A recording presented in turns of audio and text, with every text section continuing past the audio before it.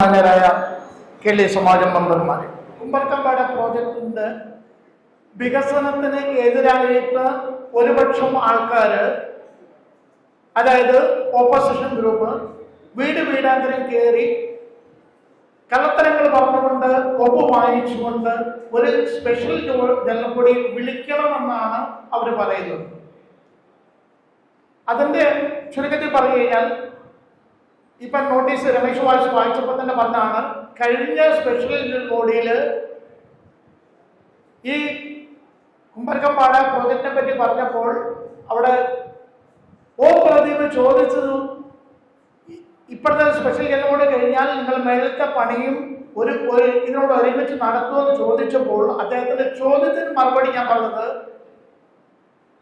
KDMC plan approve ചെയ്തതിന് ശേഷം, tender വിളിച്ചതിന് ശേഷം, ഒരു സ്പെഷ്യൽ ജനറൽ ബോഡി വിളിച്ചതിന് ശേഷം മാത്രമേ മേലുള്ള പണി 2 ഫ്ലോറിന്റെ പണി ചെയ്യുള്ളൂ. ഇപ്പോ അത് അവര് പറഞ്ഞിട്ടാണ് സ്പെഷ്യൽ ജനറൽ ബോഡി ഇനി വിളിക്കാൻ പോകുന്നത് എന്ന് ബാക്കിയുള്ള ജനങ്ങളോട് അറിയിക്കാൻ വേണ്ടിയാണ് അവരിപ്പോ ഈ ഒപ്പ് ശേഖരണം നടത്തുന്നത്.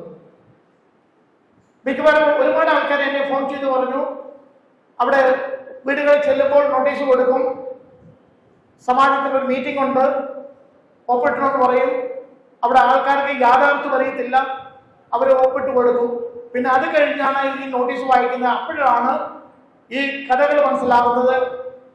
എനിക്കൊന്ന് 12-14 ആൾക്കാർ എനിക്ക് ഫോൺ ചെയ്ത് ചോദിച്ചു, സാറേ ഇത് അറിയാതെ ഞാൻ ഒപ്പ് ചെയ്ത് പോയി, അറിയില്ലായിരുന്നു, പിന്നാണ് നോട്ടീസ് വായിച്ചപ്പോഴാണ് ഈ കാര്യങ്ങളെ പറ്റി മനസ്സിലാക്കിയെന്നുള്ളത്.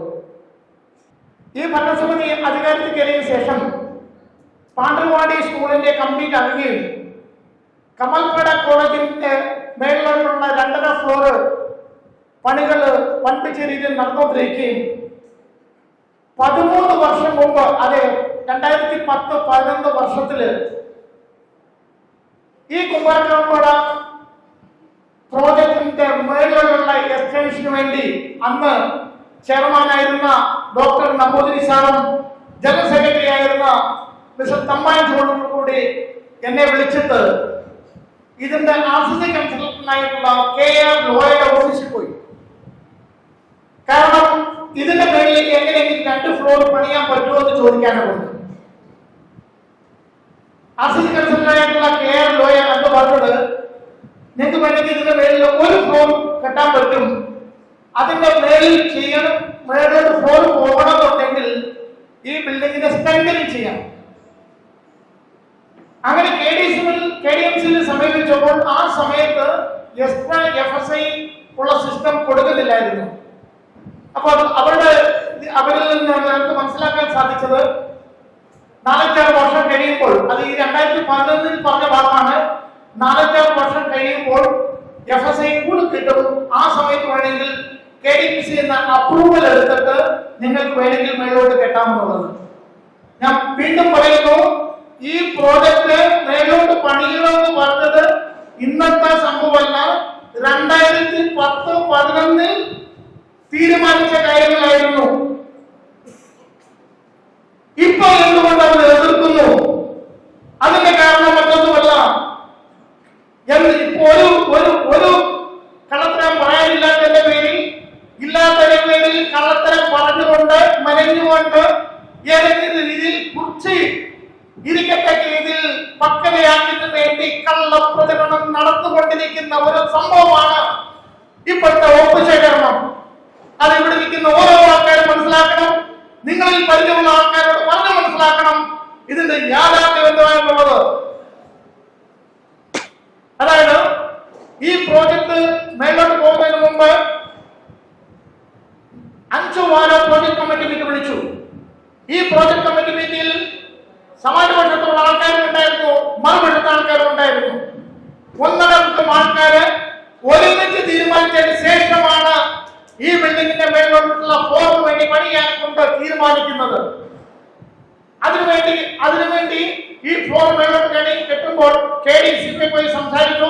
KDMC പറഞ്ഞു, ഇനി നിങ്ങൾക്ക് വേണമെങ്കിൽ പോകാം, കാരണം FSI കൂടുണ്ട്. ഫയർ ഓഫീസറെ പോയി കാണാൻ പറഞ്ഞു.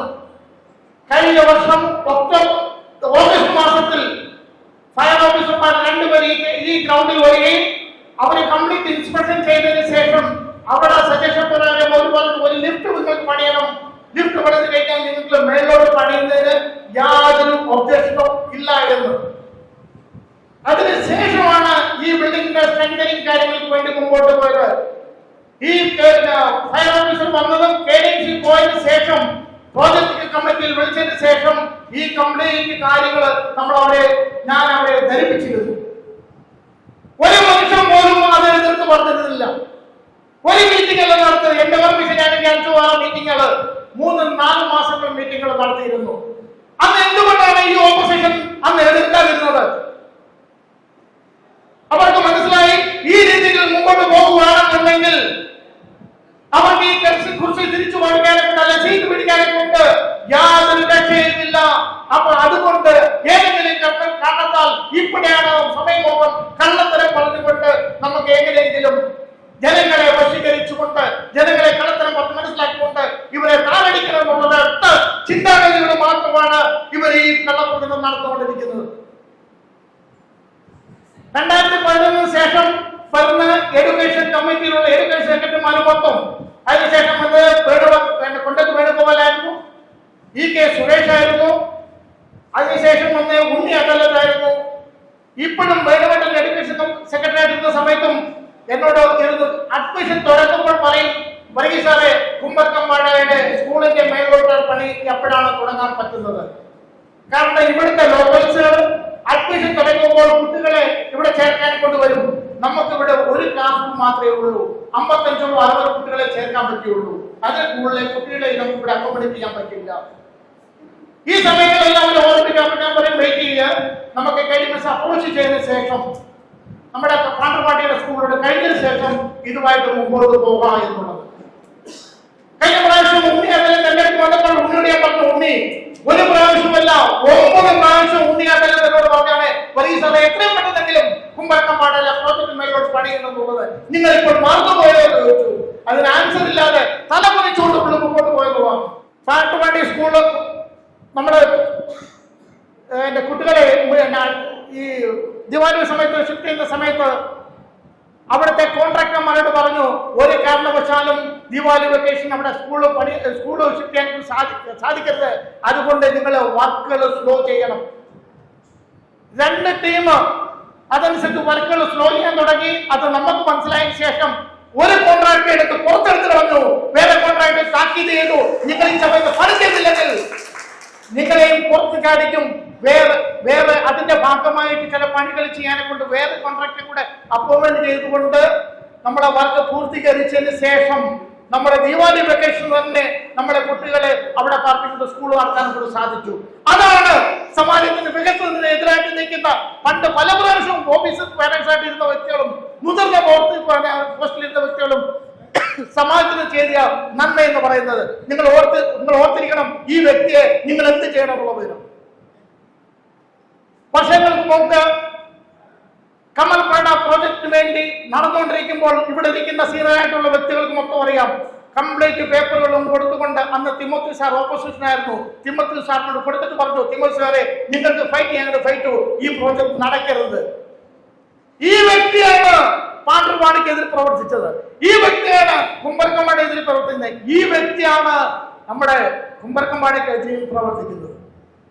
ഇവിടെ സ്കൂൾ തുറക്കുന്ന സമയത്ത് ഇവിടുത്തെ ലോക്കൽ ആൾക്കാരോട് പോയി പറഞ്ഞു, നിങ്ങൾ മോർച്ച നടത്ത്, സ്കൂള് തുടങ്ങാൻ കൊണ്ട് ലേറ്റ് ആവും. ഈ 3-4 ആൾക്കാർ പറഞ്ഞ സമയത്ത് ഇവരെല്ലാം നമ്മൾ ഫോൺ ചെയ്ത് പറഞ്ഞു. ഈ പറഞ്ഞ വ്യക്തികൾ ഈ വാക്ക് കേൾക്കാതെ അവര് നമുക്ക് സപ്പോർട്ട് ചെയ്തോണ്ട് പറഞ്ഞു, എത്രയും പെട്ടെന്ന് സ്കൂള് നിങ്ങൾ പണിയെ, ഞങ്ങളുടെ കുട്ടികളെ ദൂരെ കൊണ്ട് ചേർക്കുന്നതിന് പകരം ഞങ്ങളുടെ വീടിനടുത്ത് ചേർക്കാൻ പറ്റും, നിങ്ങളുടെ സ്കൂള് നല്ലതാണ്, നിങ്ങൾക്ക് എന്ത് സപ്പോർട്ട് വേണമെങ്കിലും ഞങ്ങൾ ചെയ്തു തരാം എന്ന് ഒന്നരംഗം ഈ സ്കൂൾ തുറക്കുന്ന സമയത്ത് ഇവിടെ ഒന്ന് പറഞ്ഞതാണ്. കാരണം ഇതേ രീതിയിലുള്ള തെറ്റായിട്ടുള്ള സമാജത്തിന് വികസനത്തിന് ഏത് രീതിയിൽ എതിര് നിൽക്കാൻ പറ്റും, എതിര് ചെയ്യണമെന്നുള്ള രീതിയിൽ പ്രവർത്തിക്കുന്ന ആൾക്കാരാണ് ഇതിനു മുമ്പ് പല പ്രാവശ്യം പോസ്റ്റ് ചെയ്യുന്ന ആൾക്കാർ. അത് നിങ്ങൾ ഓരോരുത്തരും ശ്രദ്ധിക്കണം. ഞാൻ വീണ്ടും പറയുന്നു, ഈ വ്യക്തികളാണ് ഇപ്പോൾ ഒപ്പ് ശേഖരണത്തിന് വേണ്ടി നടക്കുന്നത്. അതിന്റെ ഉദ്ദേശം എന്ന് പറഞ്ഞത് ഇവിടെ ഇത്രയും ആൾക്കാർ വന്നിട്ടുണ്ടെങ്കിൽ നിങ്ങൾ പരിചയമുള്ള 30 ആൾക്കാരുടെ പറയണം ഇവരുടെ ഉദ്ദേശം എന്താണെന്നുള്ളത്. രമേശ് വാസിപ്പം നോട്ടീസ് വായിക്കുണ്ടായി. 1 മാസത്തിന് മുമ്പ് താക്കളുള്ളൊരു മീറ്റിംഗ് നടന്നു. അവിടെ പല രീതിയിലുള്ള വിശദീകരണം നടന്നു. അവരുടെ ഗ്രൂപ്പിനാർക്കും എതിർപ്പുണ്ടായി. ഇങ്ങനെയുള്ള ലേഡീസ് ഉൾപ്പെടെ എതിർപ്പുണ്ടായി. നിങ്ങൾ ഈ രീതി കൂടെ പോയി കഴിഞ്ഞാൽ നിങ്ങൾക്ക് എങ്ങനെ സ്ഥാനമില്ലാതെ വരും. ഒരു പക്ഷേ സമാജത്തിൽ നിന്ന് മെമ്പർഷിപ്പ് വരെ ഇങ്ങനെ കട്ടായി പോകും. അതുകൊണ്ട് എങ്ങനെ പോകരുത്. അങ്ങനെ ലാസ്റ്റിലൊരു തീരുമാനം എടുത്ത് ഒരു കാര്യം ചെയ്യാം. സാധാരണ നോട്ടീസ് എഴുതിക്കുമ്പോൾ സെക്രട്ടറി പാറ്റേൺ എന്നുള്ള പേര് വരും. ഇതിനകത്ത് താലും വിലയില്ല. ഹൃദയപക്ഷം എന്ന് മാത്രം ഇട്ടുകൊണ്ട് ഒരു നോട്ടീസ് അടക്കി ആൾക്കാരുടെ വീടുകളിൽ കള്ളപ്പണം കൊണ്ട് ഒപ്പുചേർന്ന് നടത്തുന്നു. ഇനി ഈ കുമ്പർക്കമ്പാട് സ്കൂളിനെ പറ്റി പവർ പോയിന്റ് കൂടെ ചില കാര്യങ്ങൾ നിങ്ങളോട് പറഞ്ഞ് മനസ്സിലാക്കാം. അത് മനസ്സിലാക്കിയതിന് ശേഷം ഏതെങ്കിലും ആൾക്കാർക്ക് എന്തെങ്കിലും ഡൗട്ട് ഉണ്ടെങ്കിൽ ചോദിച്ചു കഴിഞ്ഞാൽ അതിന് വളരെ ക്ലിയർ ആയിട്ടുള്ള രീതിയിൽ വിശദീകരണം തരുന്നതായിരിക്കും. ഇപ്പം നമ്മുടെ ഇതിനു മുമ്പ് ഒന്നുകൂടെ പറയട്ടെ, ഈ സ്കൂൾ വെക്കേഷൻ എല്ലാവർക്കും അറിയാവുന്ന കാര്യമാണ്. സ്കൂൾ നടത്തിക്കൊണ്ട് ഇവിടെ കൺസ്ട്രക്ഷൻ പണിയാൻ ചെയ്യാൻ ഈ സ്ട്രെങ്തനിങ് പണിയാൻ കൊണ്ട് ബുദ്ധിമുട്ടാണെന്നുള്ളവരും, അതുകൊണ്ട് വെക്കേഷൻ സമയത്ത് നമ്മുടെ 40 ദിവസം കൊണ്ട് ഈ കാണുന്ന സ്ട്രെങ്തനിങ് വർക്കുകൾ ചെയ്തെടുത്തു. നമ്മൾ അന്ന് ജനറൽ ബോഡി പറഞ്ഞാണ് സ്ട്രെങ്തനിങ് വർക്ക് ചെയ്യുന്നതിന് KDMCയുടെ അപ്രൂവ്ഡ് ആവശ്യമില്ല. മേളിലുള്ള ഫ്ലോർ പണിയുന്നത് മാത്രമേ അപ്രൂവ്ഡ് ആവശ്യമുള്ളൂ. ഏകദേശം 8 കടമ്പകൾ സ്റ്റെപ്പുള്ളതിൽ 3 കടമ്പകൾ നമ്മൾ കഴിഞ്ഞിരിക്കുവാണ്. അടുത്ത ആഴ്ച അടുത്തൊരു കടമ്പകളും കഴിയുമെന്നാണ് ഞാൻ മനസ്സിലാക്കുന്നത്. ഇത്രയും ലേറ്റ് ആവാൻ കാരണം എന്ന് പറഞ്ഞു കഴിഞ്ഞാൽ 1.5 മാസക്കാലം ഇലക്ഷൻ ആയതിൻ്റെ പേരിൽ ഒരു ഓഫീസ് പോലില്ലായിരുന്നു. അത് കഴിഞ്ഞ് ചില ഫംഗ്ഷൻ കാര്യങ്ങളുണ്ട്, ചിലർ ഇടയ്ക്കിടയ്ക്ക് മാത്രമേ വരുന്നുള്ളൂ. അതുകൊണ്ടാണ് നമ്മളിപ്പോൾ ലേറ്റായത്.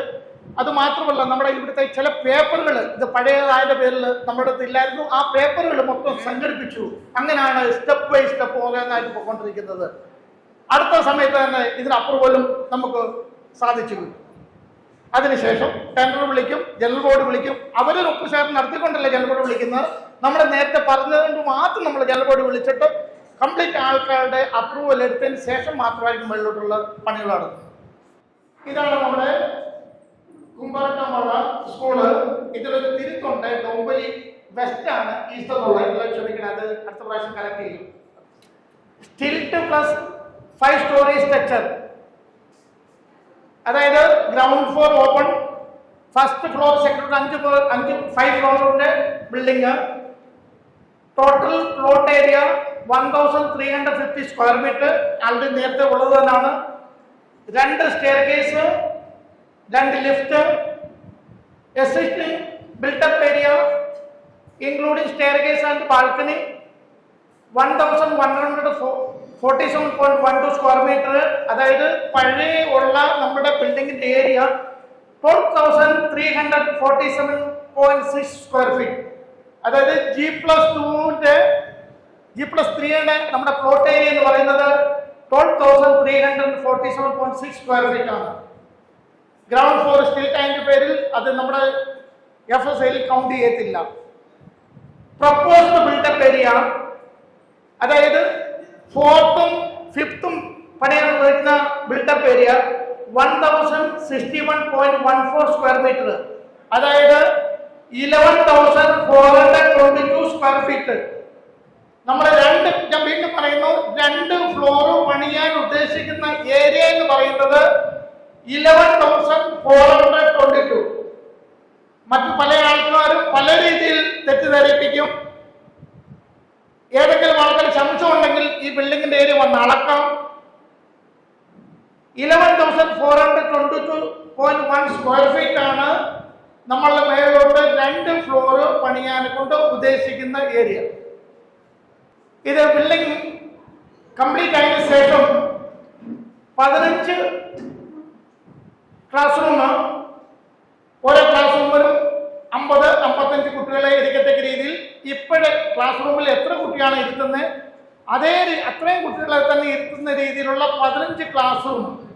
അതായത് നമുക്കിവിടെ 3 ഡിവിഷൻ വേണമെന്നുണ്ടെങ്കിൽ നമുക്ക് 15 ക്ലാസ് റൂം വേണം. അതിനു വേണ്ടിയാണ് നമ്മൾ 15 ക്ലാസ്സുകൾ ഇതിനകത്ത് പ്ലാൻ ചെയ്യുന്നത്.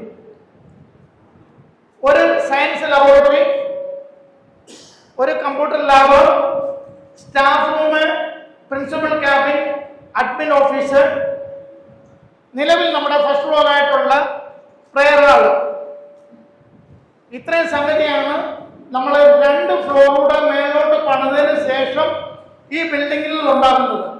അതായത് നമുക്ക് ഇനി ഇത് പണിത് കഴിഞ്ഞാൽ ഇപ്പോൾ ഒരു ഡിവിഷനാണുള്ളത്. ആ ഒരു ഡിവിഷന്റെ കൂടെ 2 ഡിവിഷനോടെ കൂടിയിട്ട് 3 ഡിവിഷനുള്ള സ്കൂളായിട്ട് നമുക്കിത് മാറ്റിയെടുക്കാൻ പറ്റും. അതായത് ഇപ്പൊ നിലവിലുള്ളതിന്റെ 2 ഇരട്ടി കൂടെ കൂട്ടിയിട്ട്. ഇത് ഫസ്റ്റ് ഫ്ലോർ ആണ്, ഇത് ഗ്രൗണ്ട് ഫ്ലോർ ആണ്. ഈ 2 ലിഫ്റ്റാണ് നമ്മളിവിടെ പ്രൊവൈഡ് ചെയ്യുന്നത്.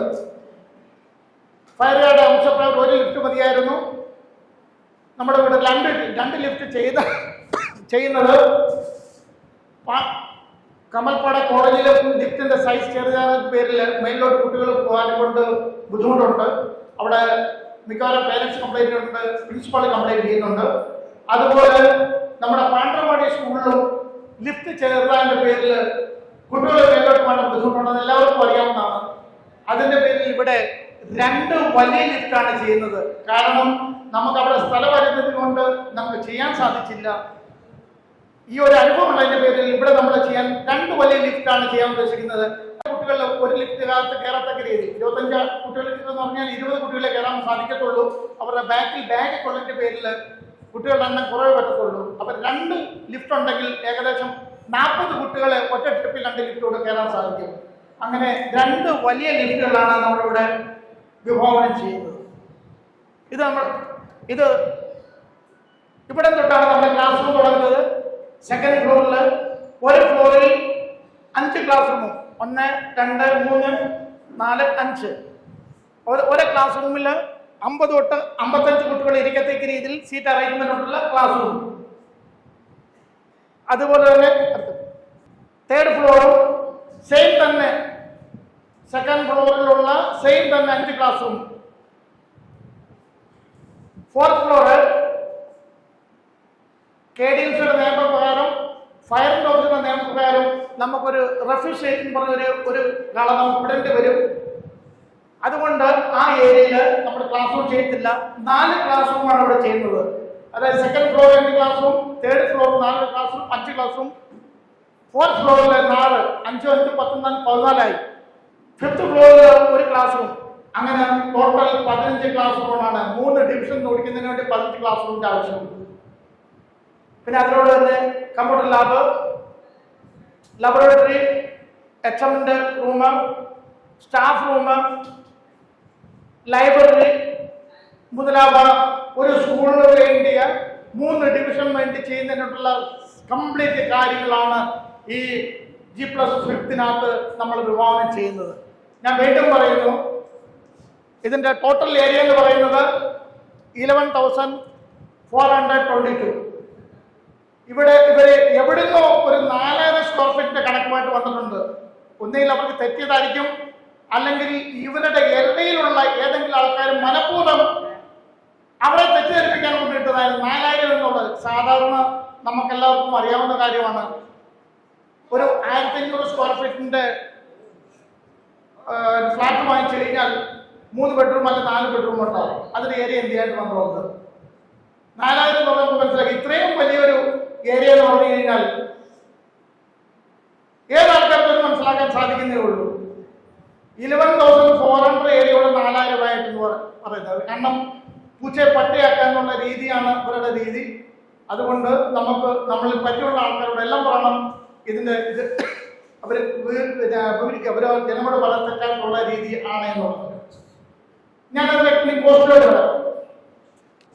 സ്പെഷ്യൽ ജനറൽ ബോഡി പ്രോജക്ട് കമ്മിറ്റിയിലും GCയിലും പാസ്സാക്കി സ്പെഷ്യൽ ജനറൽ ബോഡിയിൽ വിളിച്ച് അനുസരിച്ചുള്ള ടെൻഡറും വരെയുള്ള പോസ്റ്റാണ് ഗ്രൗണ്ട് ഫ്ലോർ തൊട്ട് തേർഡ് ഫ്ലോർ വരെയുള്ള ബിൽഡിംഗ് സ്ട്രെങ്തനിങ് ചെയ്യുന്നതിന് നമ്മൾ ബജറ്റ് വെച്ചത് 2,08 lakh. അത് ഏകദേശം പണി കംപ്ലീറ്റ് ആയി.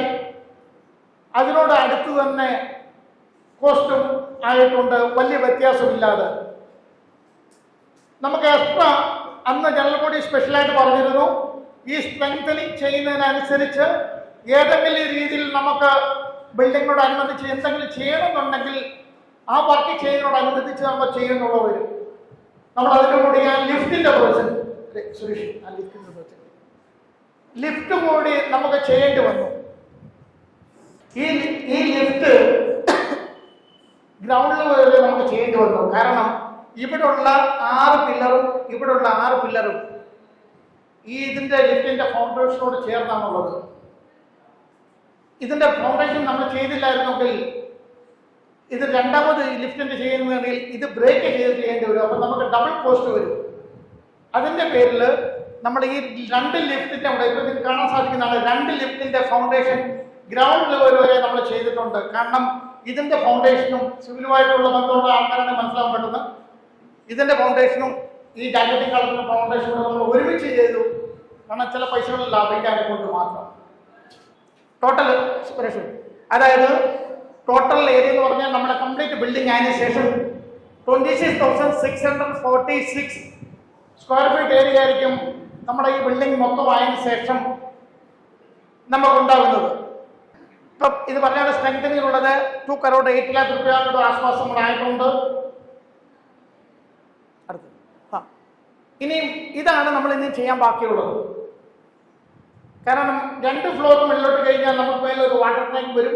ആ വാട്ടർ ടാങ്കിലെ കോസ്റ്റ് ആണ് 13,27,000. ഈ 2 ഫ്ലോർ കെട്ടുന്നതിന് ബിൽഡിങ്ങിന്റെ കോസ്റ്റ് ആണ് 2 crore 85,55,000. ഈ ബിൽഡിംഗ് 2 ഫ്ലോർ 11,402 സ്ക്വയർ ഫീറ്റ് കെട്ടുന്നതിന് ഇത് അപ്രോക്സിമേറ്റ് കോസ്റ്റ് ആണ്. ഇനി നമ്മൾ ടെൻഡർ വിളിക്കും. ടെൻഡർ വിളിച്ചതിന് ശേഷം നമ്മൾ ഏതെങ്കിലും ആൾക്കാർ പരിചയമുണ്ടെങ്കിൽ, അല്ലെങ്കിൽ നമ്മുടെ ഏതെങ്കിലും ആൾക്കാർ പരിചയമുണ്ടെങ്കിൽ കോസ്റ്റ് കുറച്ച് നല്ല രീതിയിൽ പണിയുന്ന ആൾക്കാർ ഏതെങ്കിലും ടെൻഡർ നിറയ്ക്കുവാണെങ്കിൽ നമ്മൾ അവർക്ക് നമ്മൾ വർക്ക് കൊടുക്കുന്നതായിരിക്കും. ഈ എമൗണ്ട് എന്ന് പറയുന്നത് ടെൻറ്റേറ്റീവ് എമൗണ്ട് ആണ്. കാരണം ടെൻഡർ നിലച്ചതിന് ശേഷം എന്താണ് റേറ്റ് വരും നമുക്കറിയത്തില്ല. അപ്പൊ അതുകൊണ്ട് ഇതിന് വേരിയേഷൻ വരാൻ സാധ്യതയുണ്ട്. 5 to 10%, ചിലപ്പോൾ കുറവായിരിക്കും, ചിലപ്പോൾ കൂടാനും സാധ്യതയുണ്ടോ. നമ്മൾ ഇതിനകത്ത് അപ്രോക്സിമേറ്റ് ആയിട്ട് കോസ്റ്റ് വെച്ചിരിക്കുന്നത് 2 crore 85 lakh. മേലോട്ടുള്ള ബിൽഡിംഗ് കഴിഞ്ഞ് ഇലക്ട്രിക്കൽ വർക്കിന് വേണ്ടി നമ്മൾ ഉദ്ദേശിക്കുന്നത് 25,65,000. അതുപോലെ ഫയർ ഫൈറ്റിങ്ങിന് വേണ്ടി വെച്ചിരിക്കുന്നത് 28,55,000. നമുക്ക് ഈ ഓഫീസ് മേളില് പ്രിൻസിപ്പൽ ഓഫീസർ മാറി കഴിഞ്ഞാൽ ഇന്റീരിയറിന്റെ വർക്ക് വരുന്നുണ്ട്. അത് നമ്മൾ ഇതിനകത്ത് എസ്റ്റിമേറ്റ് കൊടുത്തിരിക്കുന്നത് 34 lakh ആണ്. ഒരു പക്ഷേ ഇന്റീരിയർ നമ്മൾ കുറച്ച് ചെയ്ത് കഴിഞ്ഞാൽ 25 or 30 ആകും. നമ്മൾ ടെൻറ്റേറ്റീവായി കൊടുത്തിരിക്കുന്നത് 34,25,000 ആണ്. അതായത് ബിൽഡിങ്ങിന്റെ വർക്കും ഇലക്ട്രിക്കൽ വർക്കും ഫയർ ഫൈറ്റിങ്ങും ഫർണിഷിംഗ് വർക്കൂടെ മൊത്തം വരുന്നത് 3 crore 87,34,000 ആകും. 3 crore ഈ 2 ഫ്ലോർ പണിത് കഴിഞ്ഞ് അതിന് ഇലക്ട്രിക്കിങ്ങും പ്ലംബിങ്ങും ഫയർ ഫൈറ്റിങ്ങും ഫർണിഷൂടെ കഴിയുമ്പോൾ വരുന്നത് 3 crore 87 lakh പ്ലസ് GST. അത് കഴിഞ്ഞ് കൺസൾട്ടിങ് ഫീസ്, ഡെവലപ്മെന്റ് ചാർജ്, KDMCക്ക് ബിൽഡിംഗ് പണിയുമ്പോൾ നമ്മൾ KDMCക്ക് ചാർജ് അടയ്ക്കണം. KDMC അടയ്ക്കേണ്ടത് 5,95,000. 2 ലിഫ്റ്റ് ഏകദേശം നമ്മൾ 35 lakh ചെയ്യുന്നു. ഇത് 3 കൊടുക്കും 1 crore 22 lakh പ്ലസ് GST. ഇത് മൊത്തം കൂടെ പണിത് കഴിഞ്ഞാൽ കൺസൾട്ടിംഗ് ചാർജും ഡെവലപ്മെന്റ് ചാർജും എലിവേറ്ററോട് പറഞ്ഞു കഴിഞ്ഞാൽ 5 crore 9 lakh rupees ആണ് നമുക്ക് അപ്രോക്സിമേറ്റ് കോസ്റ്റ് വരുന്നത്. പ്ലസ് ഇതിന്റെ പുറത്ത് GST വരും. നമ്മുടെ സാധാരണ എന്തെങ്കിലും ചെയ്ത് കഴിഞ്ഞാൽ ജാക്കറ്റിംഗ് കൂടെ കൂടിയാണ് 7 crore 18 lakh വന്നിരിക്കുന്നത്. 5% ഒരു വേരിയേഷൻ കൊടുത്തിട്ടുണ്ട് 35,50,000. GST 1 crore 35 lakh. മൊത്തം കൂടെ അപ്രോക്സിമേറ്റ് കോസ്റ്റ് ജാക്കറ്റിങ്ങും 2 ഫ്ലോർ കെട്ടുന്നതും ഫയർ ഫൈറ്റിങ്ങും ലിഫ്റ്റും എല്ലാം കൂടെ വരുന്നത് അറൗണ്ട് 8 crore 90 lakh rupees ആണ്. ഇവർ ഈ കള്ളപ്രചരണം പറഞ്ഞു നടത്തുന്നത് 10 കോടിയായി 12 കോടിയായി. എവിടുത്തെ ഏരിയ ഒക്കെ എടുത്തിട്ടുള്ള ആൾക്കാരെ കള്ളത്തരം പറഞ്ഞു ഇല്ല പട്ടിയെ പൂച്ചയാക്കുന്നുള്ള രീതിയിലുള്ള പ്രചരണം നടത്തുന്നു. നമ്മൾ ഓരോരുത്തരും ഇതിൽ നിന്ന് മനസ്സിലാക്കാൻ സാധിക്കുന്നതാണ് എന്താണ് ഇതെന്നുള്ളത്. ഇത്രയും പറഞ്ഞ് നിങ്ങൾക്ക് ഏതെങ്കിലും ആൾക്കാർ എന്തെങ്കിലും ഡൗട്ട് ഉണ്ടെങ്കിൽ ഇപ്പൊ ചോദിച്ചു കഴിഞ്ഞാൽ ഓരോ സ്ക്വയർ ഫീറ്റ് അനുസരിച്ചും സ്ക്വയർ മീറ്റർ അനുസരിച്ചും അതിന്റെ കോസ്റ്റ് സ്ഥലത്ത് ഞാൻ നിങ്ങളോട് എക്സ്പ്ലെയിൻ ചെയ്തു തരാം. ഞാൻ വീണ്ടും പറയുന്നത് ഇത് ടെൻറ്റേറ്റീവ് കോസ്റ്റ് ആണ്, സ്വല്പം വേരിയേഷൻ വരും. നല്ല കോൺട്രാക്ടർ പരിചയമുള്ള ആൾക്കാർ നല്ല കോൺട്രാക്ടറോട് ചെയ്ത് കഴിഞ്ഞ് നമ്മൾ വിളിച്ചോണ്ട് വന്നു കഴിഞ്ഞാൽ നമുക്ക് ഒരുപക്ഷെ ഇതിൽ റേറ്റ് കുറച്ച് ചെയ്യാനൊക്കെ സാധിക്കും. ഇത്രയും പറഞ്ഞുകൊണ്ട് ഞാൻ ഈ ഡീറ്റെയിൽ പറഞ്ഞ് ഞാൻ നിർത്തുന്നു. ഇതിലേതെങ്കിലും ആൾക്കാർക്ക് എന്തെങ്കിലും ഡൗട്ട് ഉണ്ടെങ്കിൽ ചോദിച്ചു കഴിഞ്ഞാൽ അതിന് മറുപടി നൽകും. നന്ദി, നമസ്കാരം.